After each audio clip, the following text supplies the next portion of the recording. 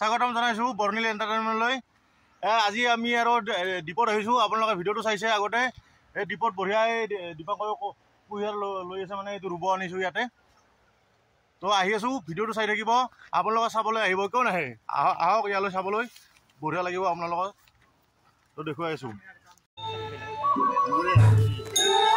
এই বড়ো জনগোষ্ঠীসকলৰ মানে এইটো অৰাজ বুলি কয়। তো আজি আমাৰ মন্দিৰত অৰাজ গাই আছে।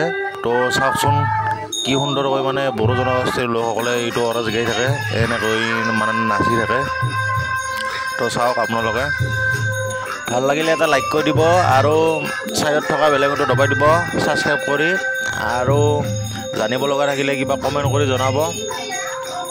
তো চাওক ভিডিঅ'টো শেষলৈ।